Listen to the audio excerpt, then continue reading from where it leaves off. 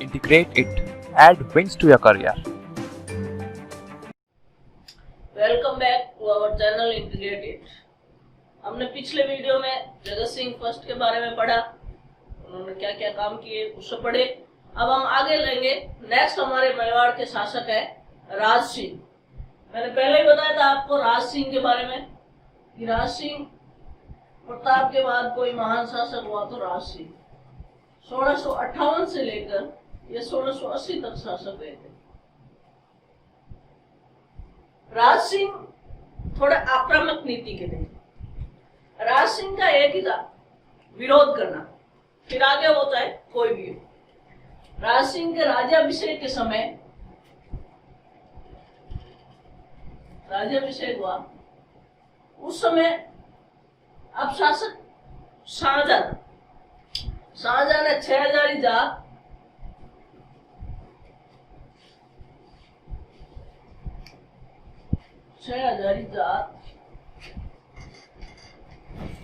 वो 6000 मनसब प्रदान किए।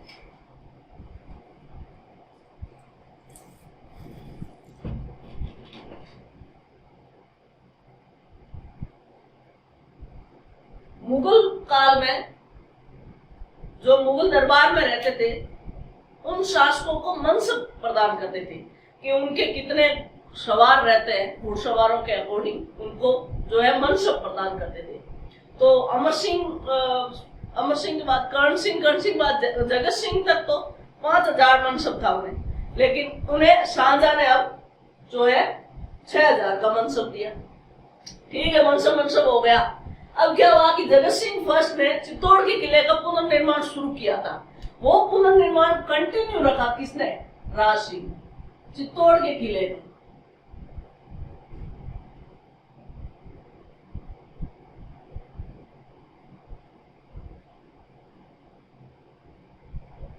पुनर्निर्माण करवाया। अब शाहजहां ने जैसे जैसे करके इनके पिताजी को तो माफ कर ही दिया था, बट ये नहीं है कि आप संधि की अवहेलना किए जा रहे और उसको जो है बादशाह भी अनदेखा करेगा, इतना ज्यादा समय तक नहीं करेगा। इसलिए अब्दाल बेग को जांच के लिए भेजा, जांच कमेटी बनाई और इस कार्य की जांच के लिए कि आपकी क्या ये सही से हो रहा है कि नहीं हो रहा है, अब्दाल बेग को भेजा। अब्दाल बेग को जांच के लिए भेजा।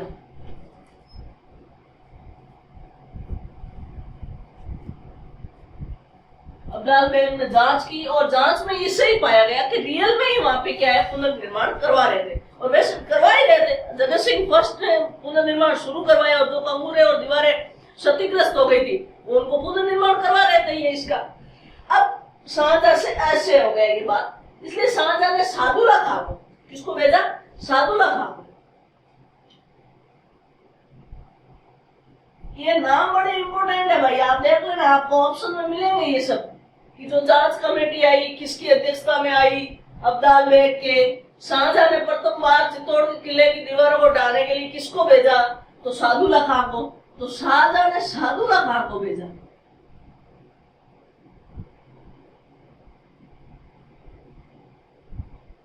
देखो, हम मेवाड़ का इतिहास पढ़ते हैं ना, तो प्रताप तक हर कोई रुचि लेके पढ़ता भी है और पढ़ाता भी है, लेकिन प्रताप के बाद वाले जो उत्तरकाल के जो फिर शासक हुए ना, उनको सब नेगलेक्ट करके चलते हैं और क्वेश्चन यहाँ से बनते हैं, क्योंकि जो एग्जाम छटनी होता है, आपको कैंडिडेट में से बेस्ट कैंडिडेट को चुनना है, तो आप कोई चीज को नेगलेक्ट करके नहीं जा सकते। और ये भी चीज है कि प्रताप तक तो हर कोई पढ़ाएगा, प्रताप का नाम, प्रताप के युद्ध, ये सब चीजें, हर चीज है, कॉमन चीज है, हर जगह मिलेगी आप।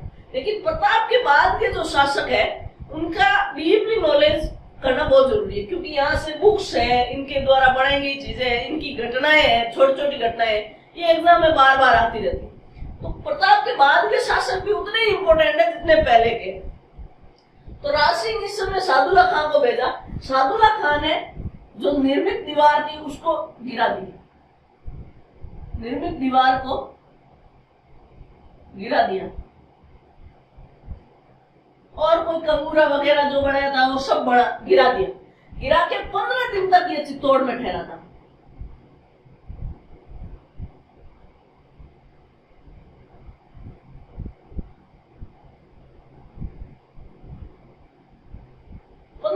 तक ये चित्तौड़ में ठहरा था।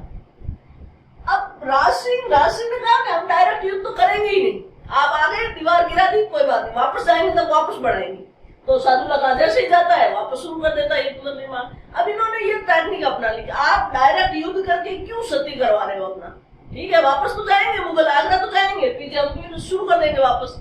तो इसीलिए ये 15 दिन तक रुका, राज सिंह वहां से निकल गया, उमलगढ़ आ गया, वापस गया, वापस पुनर्निर्माण शुरू करवा। अब इस समय एक और चीज हुई कि शाहजहां के पुत्रों में उत्तराधिकार संघर्ष हो रहे थे, शाहजहां के पुत्रों में उत्तराधिकार संघर्ष शुरू हो गए थे।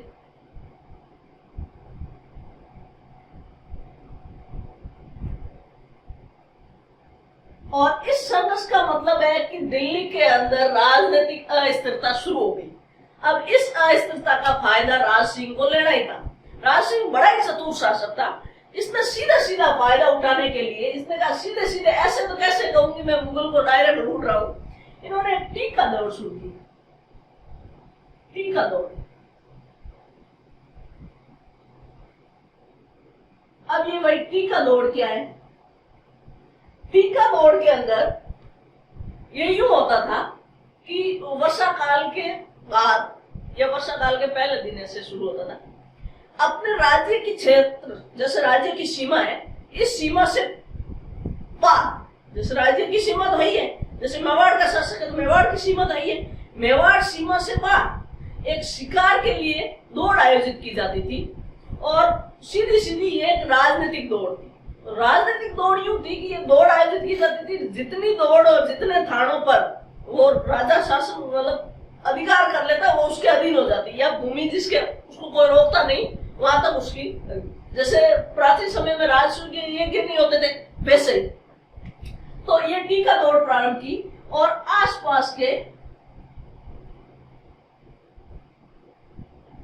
मुगल सेना के अधीन क्षेत्रों को जीत लिया।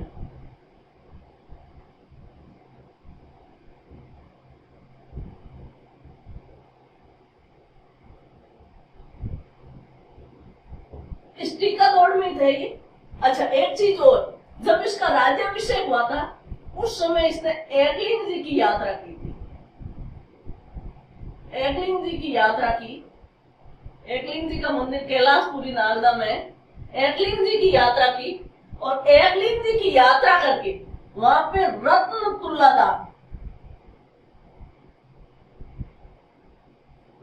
तुल्लादान करवाया और भारत में एकमात्र रत्न तुल्लादान का लिखित उल्लेख मिलता है यहाँ। भारत में एकमात्र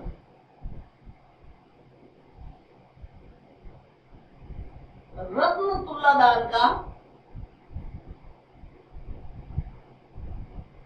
लिखित उल्लेख मिलता है, लिखित उल्लेख मिलता है। हालांकि दिल्ली सल्तनत का गुलाम वंश का बलबन वगैरह ये तुल्लादान प्रक्रिया शुरू करता है। बलबन के अपन जब इंडियन हिस्ट्री पढ़ेंगे तो पूरा डीपली बताऊंगी मैं उस समय। तो लेकिन उसका कहीं लिखित में वो वर्णन नहीं है, लिखित उल्लेख राजा राज सिंह का मिलता है। अब टीका दौड़ प्रारंभ कर दी, ये सब चल रहा था। उधर शाहजहां के बेटों में उत्तराधिकार संघर्ष शुरू होने वाले थे। तो दारा सिकों ने राज सिंह को लेटर लिखा कि भाई साहब देखो आप हमारा साथ दो, क्योंकि बड़ा शासक था, बड़ी सेना थी इसके पास, कि आप हमारा साथ दोगे और जो है उत्तराधिकार संघर्ष में मेरा साथ दोगे आप, ठीक है। फिर इसने औरंगजेब ने भी लेटर लिखा। तो दारा सिकों ने उसने राज सिंह ने वापस ये रिप्लाई किया कि चाहे आप कोई भी राजकुमार हो, हमारे लिए तो आप सारे राजकुमार सेम हो, तो हम क्यों किसी एक का साथ दे, मैं तो इसमें कोई साथ देने नहीं आ रहा हूँ। दारा सिकों को ये बोला। औरंगजेब को भी लेटर लिखा, तो औरंगजेब को भी बोला कि मैं किसी का साथ नहीं दे रहा हूँ। लेकिन औरंगजेब इस बात से संतुष्ट हो गया कि राज सिंह ने दारा सिकों का साथ नहीं दिया, क्योंकि दारा सिकों के साथ ज्यादातर हिंदू शासक थे। दारा सिकों को ये कह सकते हैं कि छोटा अकबर कह सकते हैं, अकबर वाली नीतियां थी। इसके बाद उदारवादी शासक सिद्ध होगा। यदि उसके औरंगजेब की जगह दारा सिकों यदि मुगल का सम्राट बन जाता, मुगल राजा बन जाता, तो मुगल वंश इतना जल्दी खत्म नहीं होता, इतना तो श्योर है। औरंगजेब कट्टर शासक था, इसने सारे हिंदुओं को, हिंदू राजा को नाराज कर दिया था। तो सब ज्यादातर हिंदू शासक दारा सिखों के साथ थे, लेकिन राज सिंह ने दारा सिखों का साथ नहीं दिया। एक बड़ी बात थी कि भाई आप सारे हिंदू शासक है, जसवंत सिंह ने मारवाड़ के धर्मत के युद्ध में तो ये बिल्कुल इन्होंने साथ दिया था, तो ये साथ नहीं दिया। तो इसका औरंगजेब को बड़ी संतुष्टि हुई। औरंगजेब ने कहा कि थैंक यू, तूने दारा सिखों का साथ नहीं दिया, इसका मतलब तू मेरे साथ ही है। तो औरंगजेब इस बात से संतुष्ट था। ठीक है भाई, औरंगजेब जीत जाता है तो उस उत्तराधिकार युद्ध में, और औरंगजेब इसको जो जगत सिंह फर्स्ट के समय शाहजहां जो है प्रतापगढ़ रियासत वाले केस के अंदर इनसे जो जागीर छीन लेते थे, वो जागीर औरंगजेब अपने शासक बनते ही औरंगजेब इनको वापस लौटा देता है।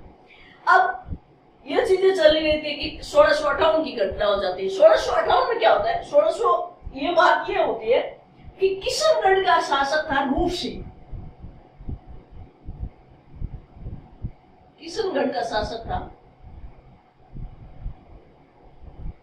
रूप सिंह। शासक का नाम क्या है, रूप सिंह। रूप सिंह की बेटी चारुमती,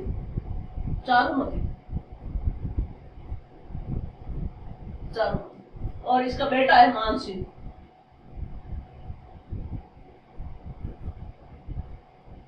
अब रूप सिंह के बेटे को औरंगजेब ने किसी तरह मनाया कि भाई ये चारुमती अति सुंदर थी।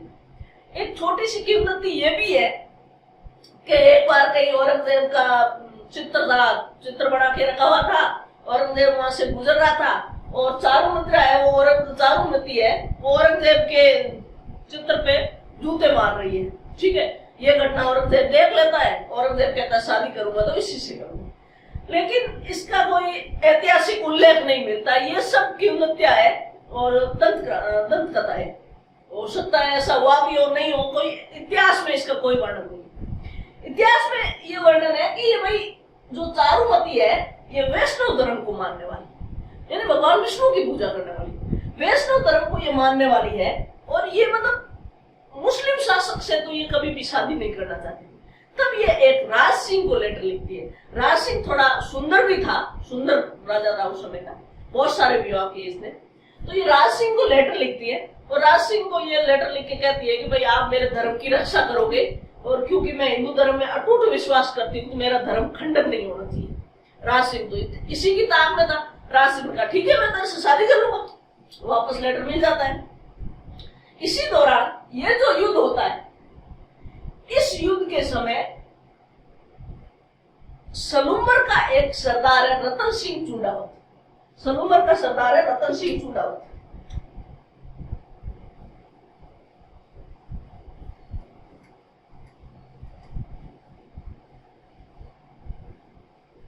रतन सिंह चुंडावत की नई नई शादी हुई होती है। ये युद्ध होता है कि भाई औरंगजेब इससे शादी करना चाहता है। इससे शादी कौन करना चाहता है, औरंगजेब। लेकिन ये शादी किससे करना चाहती है, औरंगजेब तो इससे शादी करना चाहता है, ये चाहती है राज सिंह से। इसने लेटर लिखा राज सिंह को। राज सिंह ने अपने रावल दस्ता के मेन सेनापति को बुलाया, रतन सिंह चुंडावत। रतन सिंह चुंडावत। अब रतन सिंह चुंडावत की नई नई शादी होती है। इसकी शादी होती है आड़ी रानी सैल कंवर से।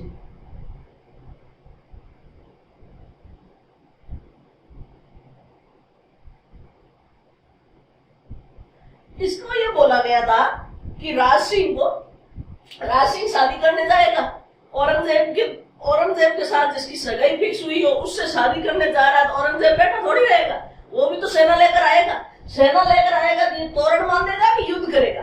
तो इसने कहा रतन सिंह चुंडावत मैं तो वहां शादी करूंगा और तू है जो जाके सेना को रोकना है। तो रतन सिंह की ये जिम्मेदारी थी कि मुगल सेना को रोके। ये शादी करने गया। अब इसकी भी बेचारे की नई नई शादी हुई।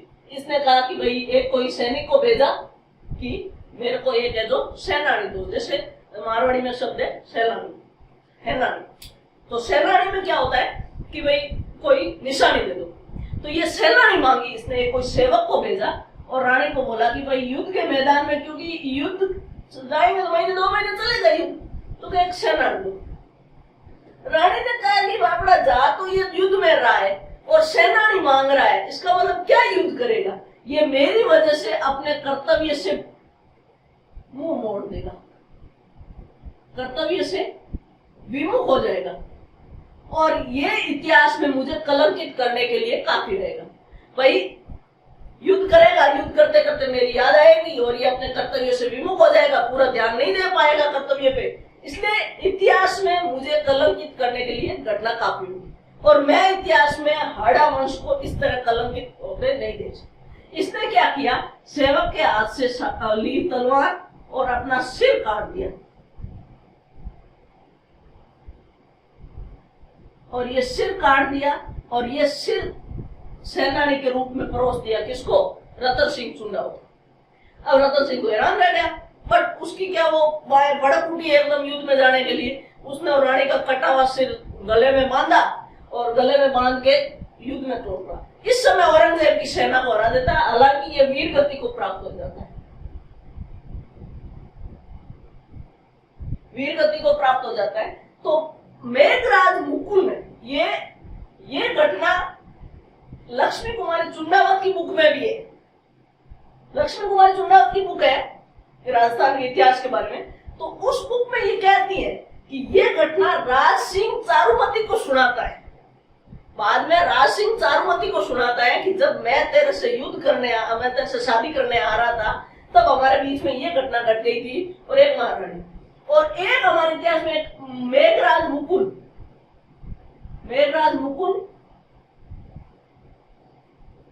एक कवि हुए हैं जिन्होंने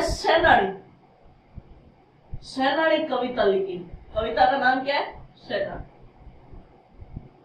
इसमें एक वो पंक्ति है हमारे पास कि भाई सेनानी मांगी चुंडावत सर काट दियो छतरानी। ठीक है, सेनानी मांगती है तो छतरानी ने सुर काट के दे देता है। तो ये हुआ। इस बात से औरंगजेब काफी नाराज हो गया राज सिंह से। फिर भी अभी तक इसने कुछ ज्यादा खास नहीं किया। ये विवाह किया लगभग 1660 के आसपास। फिर 1669 के आसपास ये क्या करता है, औरंगजेब कट्टर शासक होता है। कट्टर शासक क्यों भी होता है कि औरंगजेब की माँ हिंदू थी, इसलिए जिन शासकों की माँ हिंदू थी उन्होंने अपने आप को मुस्लिम साबित करने के लिए हिंदुओं पर खूब सारे अत्याचार किए या फिर धार्मिक भावना तो आहत की हिंदुओं की, ये तो श्योर। तो इसने खूब कटरता, इसने खूब सारे मंदिर तोड़वाए। तो उस समय मथुरा के आसपास के सारे मंदिर है वो ये तोड़वा रहा था।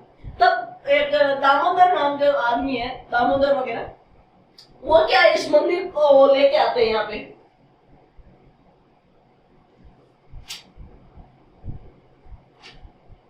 तो उस समय जब तोड़ा था तो एक दो मूर्ति लेके आते हैं, एक द्वारिकाधीश की मूर्ति और एक श्रीनाथ जी की मूर्ति।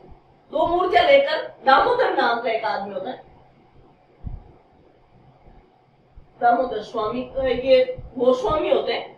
तो ये वहां से मूर्तियां लेके आते हैं, तो ये उनके लिए मंदिर बनाता है। श्रीनाथ जी का मंदिर बनाता है शियाड़ में और द्वारिकाधीश का मंदिर बनाता है कांगरोली में। तो राजसमंद का एक जिला है कांगरोली, वहां कांगरोली में श्रीनाथ जी का मंदिर बनाता है। तो ये उनको सीधा सीधा चैलेंज कर रहा है। फिर उसके बाद इतना ही नहीं, औरंगजेब ने जजिया कर लगाया। तो जजिया कर का सबसे ज्यादा विरोध है वो किसने किया? औरंगजेब ने किया। औरंगजेब ये लेटर लिखता, उसने राज सिंह ये लेटर लिखता औरंगजेब को कि तुझे जजिया कर लेना है ना तो हमसे लेके दिखा। ये आम जनता से क्या जजिया कर ले रहा है, ये साधारण लोगों से क्या जजिया कर ले रहा है। ये लेटर बकायदा अभी संग्रहालय में पड़े हैं। ठीक है, तो ये चीजें क्या हो गई। अब राज सिंह युद्ध में भी इतना, मतलब जितना ये युद्ध में निपुण था, जितना चतुर था, उतना ही ये सांस्कृतिक योगदान भी है इसका। एक राज सिंह की बात ये भी है कि जो अपने अजीत सिंह वाला केस होता है, जसवंत सिंह का पुत्र होता है वैसे पुत्र अजीत सिंह, जिसको बचाकर दुर्गादास राठौड़ औरंगजेब से बचाकर लाते हैं और उस समय जोधपुर को जो है, मारवाड़ जोधपुर को खालसा घोषित कर देता है। कौन?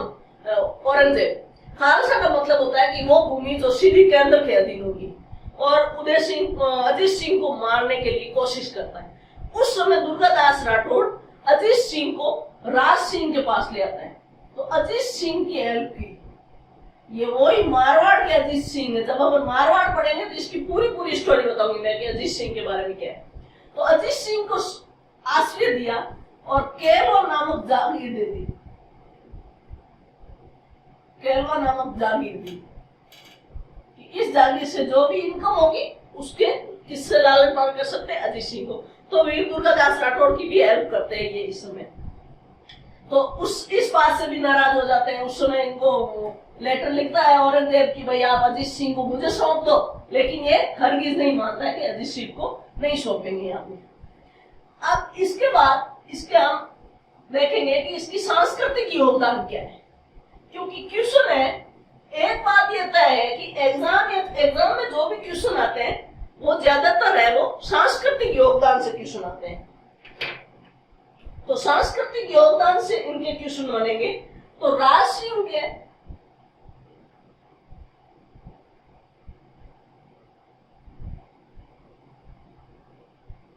मंदिर बनाता है, झील बनाता है और विद्वानों को भी आश्रय देता है।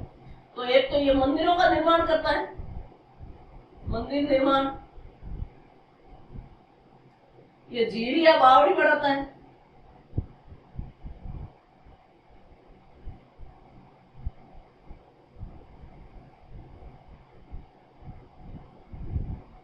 और तीसरा है ये विद्वानों को आश्रय देता है।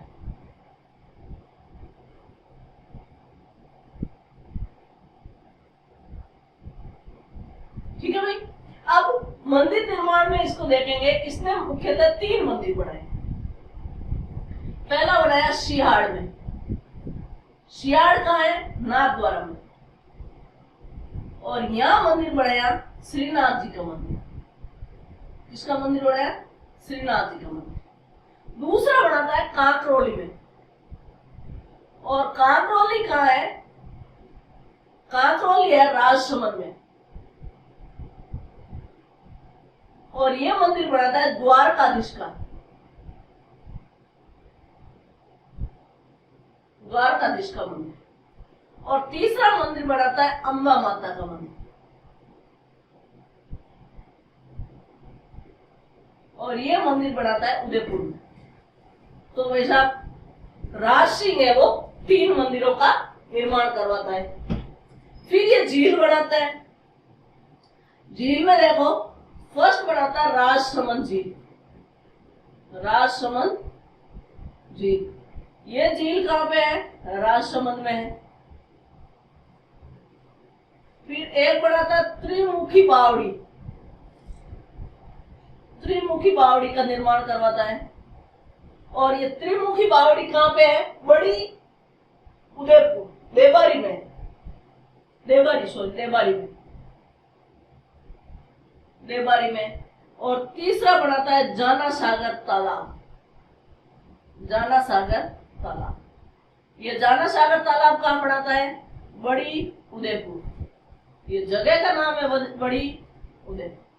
ये तो झील का निर्माण करवाता है, मंदिरों का निर्माण करवाता है, और फिर ये करता है विद्वानों के आश्रयदार। तो 3 विद्वान थे हमारे पास इसके, रणछोड़ भट्ट, इनके 3 विद्वान थे, रणछोड़ भट्ट,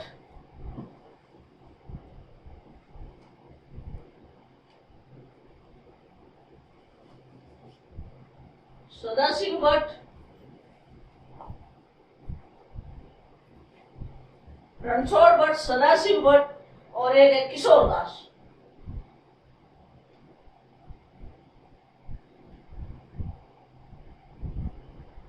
रणछोड़ भट्ट तेलंग, इसका पूरा नाम है रणछोड़ भट्ट तेलंग। इसने एक तो लिखी राज प्रशस्ति,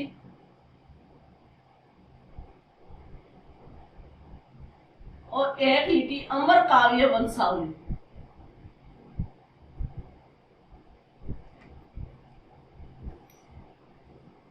अमर काव्य वंशावली, राज प्रशस्ति। राज प्रशस्ति के खुद के बारे में क्वेश्चन आते हैं, इसलिए हमें इसके भी अलग से पढ़ेंगे। एक लिखता है राज प्रकाश,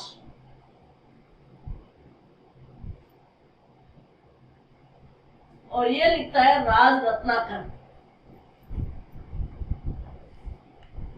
तो ये राज सिंह के सांस्कृतिक योगदान है।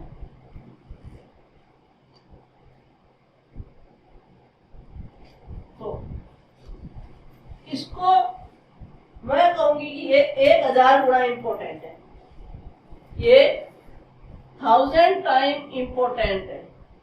इतना इंपॉर्टेंट है राज सिंह का शब्द, क्योंकि यहां से क्वेश्चन बने हुए हैं, यहां से क्वेश्चन बने हुए हैं। भगवान करे कि इस बार यहां से बन जाए। ये सारे के सारे क्वेश्चन एग्जाम में आए थे। तो यह राज सिंह है, इसका मंदिर निर्माण, 3 मंदिरों का निर्माण करवाया, झीलों का निर्माण करवाया और विद्वानों को आशीर्वाद दिया।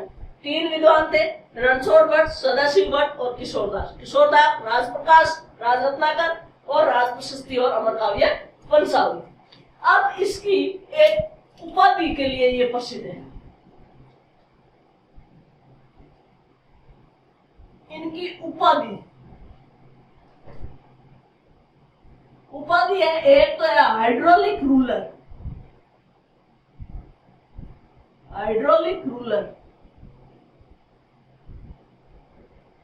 ये उपाधि राज सिंह को जल की व्यवस्था करने के लिए दी।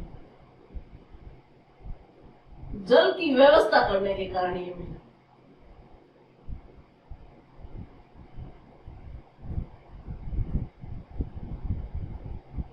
जल की व्यवस्था करने के बाद। और दूसरा है विजय कटकातु, और इसका अर्थ होता है सेनाओं को जीतने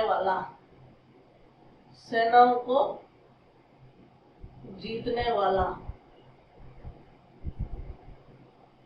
तो ये वैसा था अपना राज सिंह, और राज सिंह बहुत ही महत्वपूर्ण शासक और इसका योगदान। अब एक यहां से इंपोर्टेंट बनता है राज प्रशस्ति।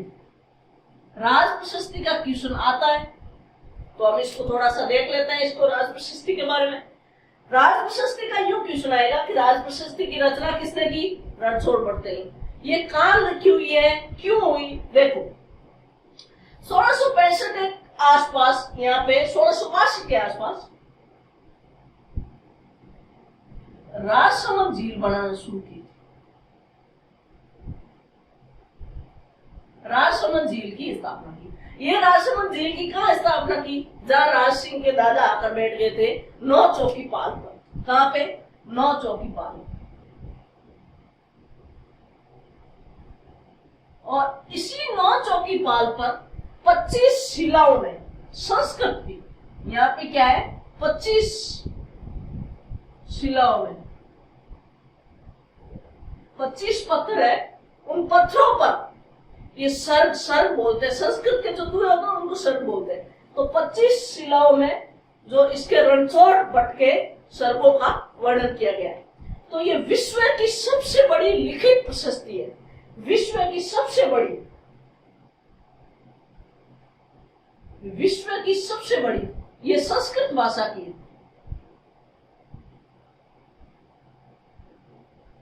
और विश्व की सबसे बड़ी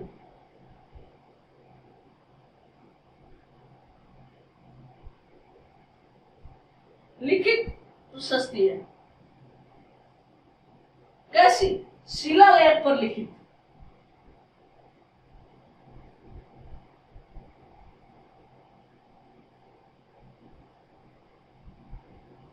अच्छा, ऐसा क्या है भाई इन प्रशस्ति में? तो ऐसा क्या है, बापा रावल से लेकर राज सिंह तक संपूर्ण वंश का वर्णन है।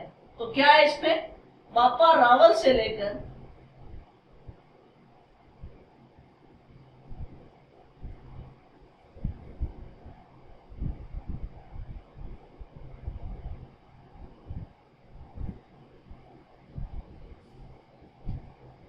संपूर्ण वर्णन है। तो ये पूरा राज सिंह हुआ, पूरा अच्छे से डीपली, बहुत अच्छे से आड़ी पूरा हो गया। अब आता है महाराजा जय सिंह। इतना ज्यादा इंपोर्टेंट नहीं है, फिर भी एक बार महाराणा जय सिंह आता है। इसका नेक्स्ट जो शासक होता है वो है महाराणा जय सिंह। महाराणा जय सिंह का रोल इसी से ही है कि जो उदयपुर में जयसमंद झील है उसका निर्माण, ये सारी झीलें हम जब ज्योग्राफी पढ़ेंगे तो उसमें इन झीलों के बारे में पूरा वर्णन करेंगे। इसमें कितने टापू है, कितने क्या है, पूरा का पूरा हमें तो ज्योग्राफी के साथ इसको पढ़ेंगे।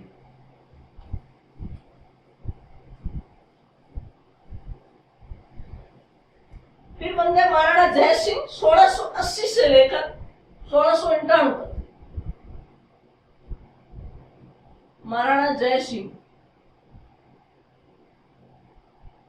1680 से 1691 ईस्वी तक महाराणा जय सिंह। इनका इंपोर्टेंस, जयसमंद झील की निर्माण करवाए। जयसमंद झील का, जिसको डेबर झील भी बोलते हैं,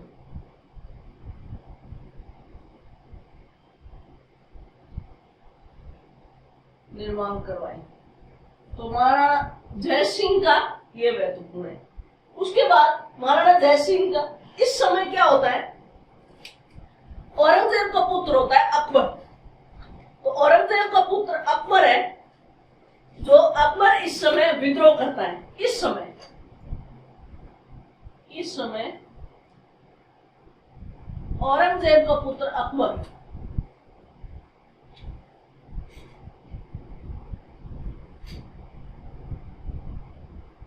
विद्रोह कर देता है। अकबर है वो विद्रोह करता है, स्वयं को दिल्ली का शासक घोषित कर देता है। तो इस दौरान क्या होता है, जय सिंह इसका फायदा उठा के मंडलगढ़ दुर्ग को जीत लेता है। इस दौरान जय सिंह मंडलगढ़ दुर्ग,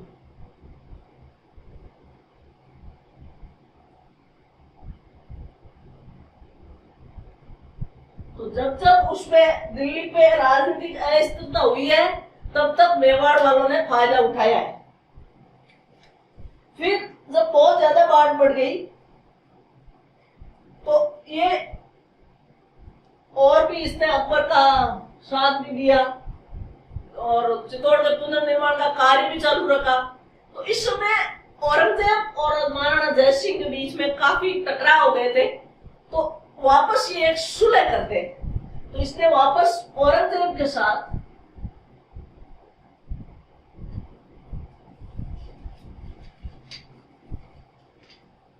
राजनीतिक सुलह की थी।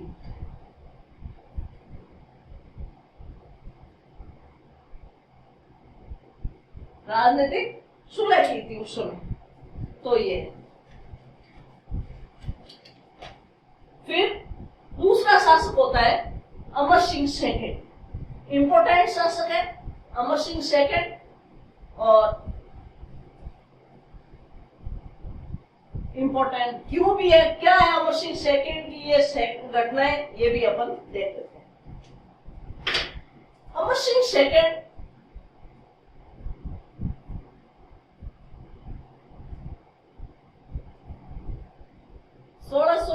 से लेकर ये लगभग शासक बनता है 1710 तक।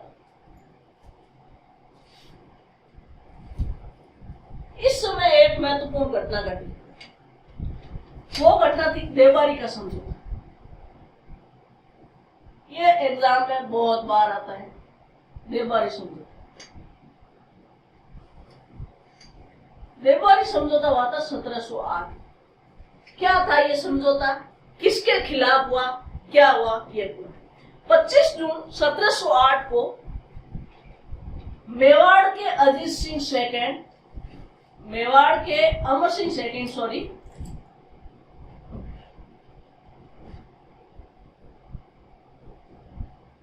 अमर सिंह सेकंड, मारवाड़ के अजीत सिंह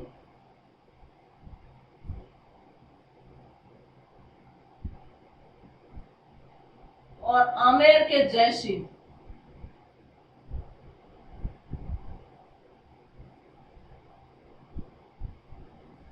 इन तीनों के मध्य ये समझौता हुआ था। किस किस के मध्य, मेवाड़ के अमर सिंह सेकंड, मारवाड़ के अजीत सिंह और आमेर के सवाई जय सिंह, इन तीनों के मध्य ये समझौता क्या था, क्या एग्रीमेंट हुआ। समझौता था कि भाई अजीत सिंह व सवाई जय सिंह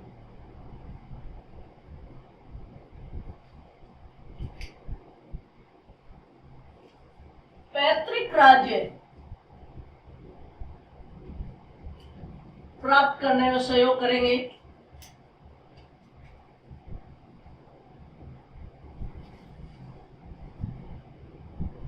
कौन? अब अमर सिंह सेकेंड। अमर सिंह सेकेंड अजीत सिंह और सवाई सिंह को पैतृक राज्य प्राप्त करने में सहयोग करेंगे। भाई अजीत सिंह का तो मामला हमें पता है। सवाई जय सिंह का क्या था? सवाई जय सिंह को भी औरंगजेब ने हटा के उसकी जगह उसके छोटे भाई को शासक बना देता है। किस लिए? क्योंकि ये उत्तराधिकारी संघर्ष में उसका दारा सिखों का साथ देता है, इसलिए। फिर दूसरा, हाँ ठीक है, इसमें तो ये इनको मिल गया, पर अमर सिंह सेकेंड को क्या मिला? तो अमर सिंह सेकेंड की पुत्री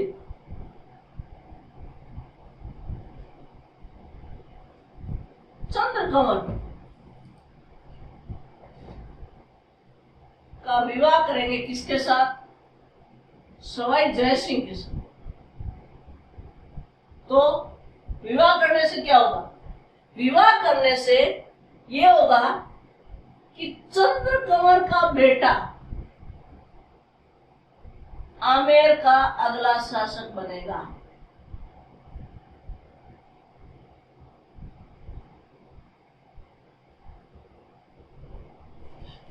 और ये ही आगे चलकर आमेर में उत्तराधिकारी संघर्ष का कारण बन जाता है।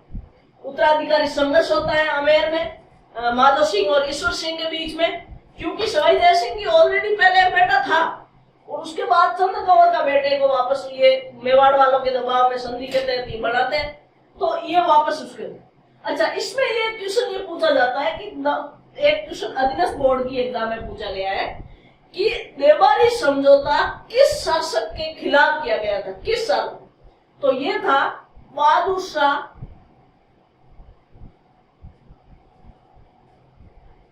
प्रथम के खिलाफ। किसके खिलाफ था ये? बहादुर शाह प्रथम के खिलाफ ये समझौता किया गया। देवारी समझौता बहादुर शाह प्रथम के खिलाफ किया गया था। अमर सिंह सेकेंड, अजीत सिंह और सवाई जय सिंह ने ये शुरू किया था। और दूसरा अमर सिंह ने क्या किए थे कि सरदारों के बीच में खूब लड़ाइयां होती थी, कौन सा सरदार कहां बैठेगा, कौन सा सरदार क्या करेगा। तो इसने क्या किए थे कि सरदारों को दो श्रेणियों में बांट दिए। एक तो श्रेणी प्रथम श्रेणी के श्रेणी और दूसरा द्वितीय श्रेणी। तो एक तो फर्स्ट ग्रेड और सेकंड ग्रेड, दो सरदारों को बांट दिए दो भागों में अमर सिंह। तो अमर सिंह ने सरदारों का वर्गीकरण किया था। इसने सरदारों को दो भागों में बांट दिया गया था, प्रथम श्रेणी और द्वितीय श्रेणी। अब जो इंपॉर्टेंट और बड़े ठिकाने के शासक होते थे, सरदार होते थे, उसको तो रखते थे प्रथम श्रेणी के, दूसरे के द्वितीय श्रेणी के। एक और मेवाड़ में अमरशाही पगड़ी स्टार्ट की थी। अमरशाही पगड़ी स्टार्ट की थी अमर सिंह सेकेंड। ये अमर सिंह के कभी कभी क्वेश्चन पूछ लेता अमरशाही संधि के खिलाफ। दूसरा अमर विलास महल बनाया इसने, एक अमर विलास महल बनाया। तो ये तो यूं ध्यान रख जाएगा,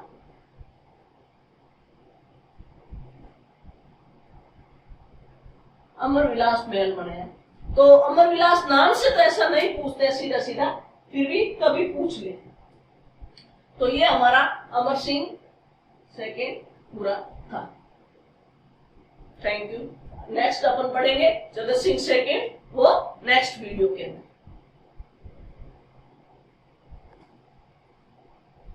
Thank you for watching the video. Please like, share and subscribe the channel Integrated.